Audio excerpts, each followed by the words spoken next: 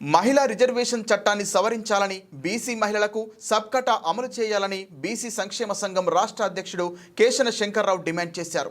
మోదీ ప్రభుత్వం 33% మహిళా రిజర్వేషన్ బిల్లును ఆమోదించినప్పటికీ బీసీ మహిళలకు సబ్ కోటా కేటాయించకపోవడం దారుణమన్నారు.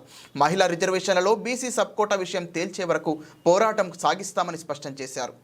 మహిళా రిజర్వేషన్లలో బీసీ మహిళలకు సబ్ కోటా కేటాయించాలని డిమాండ్ చేస్తూ ధర్నా చౌక్లో ఓబీసీ మహిళలు నిరాహార దీక్ష చేపట్టారు. ఈ ఆందోళనకు బీసీ సంక్షేమ సంఘం రాష్ట్ర అధ్యక్షుడు కేశన శంకర్రావు సంఘీభావం ప్రకటించారు.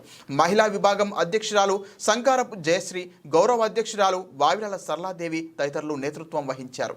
ఈ సందర్భంగా కేశన శంకర్రావు, సంకారపు జయశ్రీ మాట్లాడుతూ దశాబ్దాల పోరాటం అనంతరం మోదీ ప్రభుత్వం 33% మహిళా రిజర్వేషన్ బిల్లుకు ఆమోదం తెలపడం హర్షణీయమన్నారు. మహిళా రిజర్వేషన్లలో బీసీ మహిళలకు సబ్ కోటా కేటాయించకుండానే తెలపడం పాలకుల పెత్తందారితనానికి నిదర్శనమన్నారు. బీసీ మహిళల సబ్ కోటా కోసం ఢిల్లీ నుంచి గల్లీ వరకు బీసీ సంఘాలు ఆందోళన చేస్తున్నా పాలకులు పట్టించుకోకపోవడం పట్ల ఆందోళన వ్యక్తం చేశారు. జనగణమన సాకుతో మహిళా సబ్ కోటాను అటకెక్కించే ప్రయత్నం చేస్తున్నారని ఆగ్రహం వ్యక్తం చేశారు. రిజర్వేషన్లలో బీసీ సబ్ కోటా విషయం తేలే వరకు తమ పోరాటం ఆగదని వారు స్పష్టం చేశారు. ఆందోళనలో బీసీ సంక్షేమ సంఘం ప్రతినిధులు, మహిళా విభాగం ప్రతినిధులు పాల్గొన్నారు. ఈరోజు ధర్నా చౌక్ లో ఓబీసీ ఒకరోజు దీక్షా కార్యక్రమాన్ని కొనసాగిస్తున్నారు.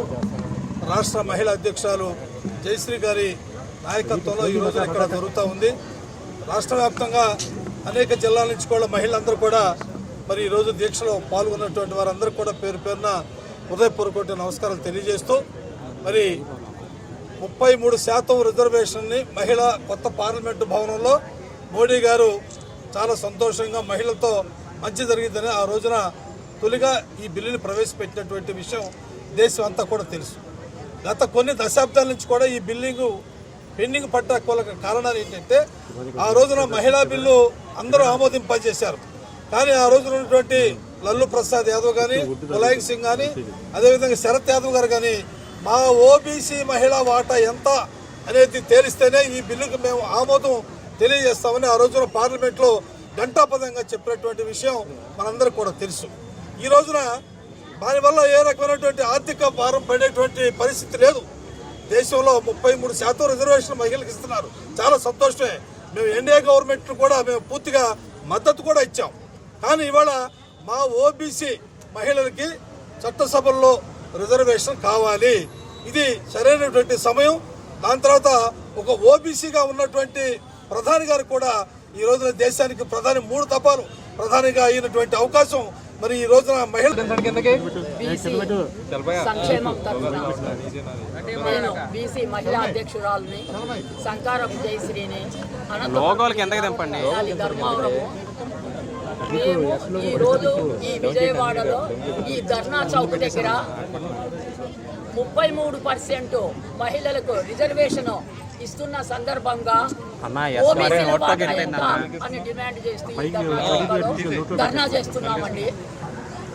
ఈ ధర్నా ద్వారా మేము ఇప్పుడున్న గవర్నమెంట్లకు తెలియజేస్తున్నది ఏమంటే, అటు సెంట్రల్ గవర్నమెంట్ అయినా ఇటు స్టేట్ గవర్నమెంట్ అయినా గత 30 సంవత్సరాల నుంచి ఇదే నడుస్తూ ఉంది. దీన్ని ఏమనాలో తెలీదు.